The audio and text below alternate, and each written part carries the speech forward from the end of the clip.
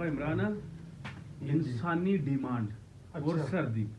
ਉਹ ਤੁਹਾਡੇ ਆਏ ਜੇ ਕਾ ਜੀ ਹਾਂ ਇਹ ਘਰ ਦੇ ਨੇ ਤੁਹਾਡੇ ਗਾਹਕ ਨਹੀਂ ਨਹੀਂ ਕੋਈ ਨਹੀਂ ਆਓ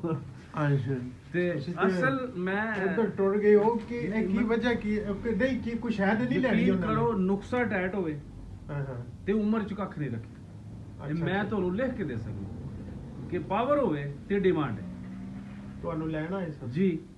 ਮਤਲਬ ਤੁਹਾਨੂੰ ਲੈਣਾ ਹੈ ਸਰ ਉਹ ਲੈਣਾ ਸੀ ਹੋਰ ਜਨਾਬ ਤੁਸੀਂ ਇਹ ਮੰਨਦੇ ਤੁਹਾਨੂੰ ਲੈਣਾ ਹੈ ਯਕੀਨ ਕਰੋ ਨਾ ਤੁਸੀਂ ਮੈਨੂੰ ਦੇਖਦੇ ਹੋ ਪਏ ਕਿ ਸ਼ਾਇਦ ਉਹ ਸੜਨ ਪੀ ਹੁੰਦੀ ਉਹ ਮੇਰੇ ਤੇ ਪਾਣੀ ਸੱਟੋ ਨਹੀਂ, ਪਾਣੀ ਬਾਬਾ- ਸੱਟੋ ਬਾਬਾ ਬੁੱਢਾ ਹੋ ਗਿਆ ਪਾਣੀ ਸੱਟੋ ਮੇਰੇ ਲੇਕਿਨ ਉਹ ਅੱਲਾ ਮੈਨੂੰ ਜਾਣਦਾ ਅੱਗ ਬਾਬਾ ਲੱਗਦੀ ਹੈ ਕਦੇ ਬੁੱਢਾ ਨਹੀਂ ਹੋ ਸਕਦਾ ਜਬ ਤੱਕ ਨਹੀਂ ਨਹੀਂ ਉਹ ਮੇਰੇ ਤੇ ਪਾਣੀ ਸੱਟੋ ਹੈ ਉਹ ਮੈਨੂੰ ਅੱਗ ਲੱਗ ਗਈ ਉਹ ਸੜਨ ਪੀ ਭਾਈ ਹੁੰਦੀ। ਇਮਰਾਨ ਅੱਛਾ ਮੈਂ ਤੁਹਾਨੂੰ ਕਿਹਾ ਤੁਹਾਨੂੰ ਫੋਨ ਜਾਂ ਯਾਨੀ ਘਰ ਨੂੰ ਕੋ ਬੁਲਾਣ ਕਿਉਂਕਿ ਤੇ ਚਲੋ ਬਈਦ ਨੇ ਲੇਕਿਨ ਅਗਰ ਖੁਰਾਕ ਪਾਵਰ ਹੋਵੇ ਤੇ ਤੁਸੀਂ ਜਿੱਥੇ ਮਰਜ਼ੀ ਹੋ ਭਾਜੀ ਅਗਲੇ ਖਾ ਹੀ ਨਹੀਂ ਸਕਦੇ ਜਦ ਤੱਕ ਤੁਸੀਂ ਨਹੀਂ ਜਾਣਾ ਔਰ ਨਾ ਹੀ ਤੁਸੀਂ ਇਹ ਕਹਿ ਸਕਦੇ ਹੋ ਕਿ ਨਵਾਂ ਵਿਆਹ ਪੁਰਾਣੇ ਵਿਆਹ ਵਾਲੇ ਵੀ ਨਹੀਂ ਖਾਂਦੇ ਅੱਛਾ ਲੇਕਿਨ ਉਹਦੀ ਵਜ੍ਹਾ ਆਖਰ ਤੇ ਉਹੀ ਹੈ ਕਿ ਪਾਵਰ ਪਾਵਰ ਹੁਣ ਪਾਵਰ ਭਾਜੀ ਚਲੋ ਚਲੀਏ ਮੈਂ ਨਹੀਂ, ਕਹਿੰਦਾ ਮਤਲਬ- ਲਿਆਓ ਕੁੰਡੀ ਦੇ ਵਿੱਚ ਕੁੱਟ ਕੇ ਅੱਛਾ। ਚੱਟੂ ਦੇ ਵਿੱਚ ਕੁੱਟ ਕੇ ਤੇ ਸੋਹਣਾ ਜਿਹਾ ਜਨਾਬ ਮੇਰੀ ਭਾਂਡਾ ਅੱਛਾ ਤੇ ਫਿਰ ਕੋਈ ਨਾ ਬੁਲਾਣ ਆਵੇ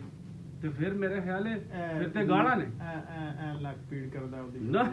ਅਗੇਨ ਲੱਕ ਸਾਹਿਬ ਇਹ ਪੀੜ ਲੱਕ ਕਰਦਾ ਪੀੜ ਵੇ ਕਰਦਾ ਤੇ ਮੋਖੜੀਆਂ ਖਾਓ ਉਹ ਕੀ ਹੁੰਦਾ ਹੈ? ਉਹ ਹਾਂਜੀ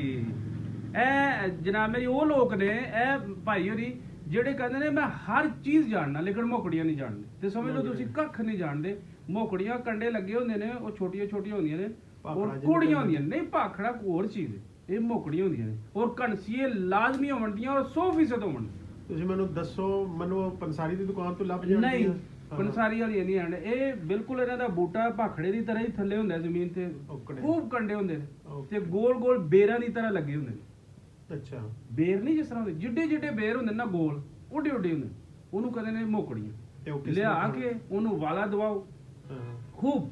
ਅੱਛਾ ਔਰ ਉਹਦੇ ਵਿੱਚੋਂ ਜਨਾਬ ਮੇਰੀ ਕੱਢ ਲਓ ਕੰਡੇ ਛੰਡੇ ਉਹ ਸਾਰਾ ਕੁਝ ਜਿਹੜਾ ਨਾ ਉਹਨੂੰ ਛਾਣ ਲਓ ਉਹਦਾ ਪਾਣੀ ਜ਼ਹਿਰ ਕੋੜਾ ਹੋਵੇ ਉਹਦੇ ਵਿੱਚ ਗੁੜ ਪਾਓ ਅੱਛਾ ਅੱਧਾ ਕਿਲੋ ਦੇਸੀ ਘਿਓ ਪਾਓ ਅੱਛਾ ਵਿੱਚ ਸੂਜੀ ਪਾਓ ਅੱਛਾ ਉਹਨੂੰ ਰਿੰਨ ਕੇ ਨਾ ਤੇ ਫ੍ਰਿਜ 'ਚ ਰੱਖ ਲਓ ਕੋਈ ਬੰਦਾ ਨਹੀਂ ਖਾਣ ਲਿਆ ਸਵਾਏ ਤੁਹਾਡੇ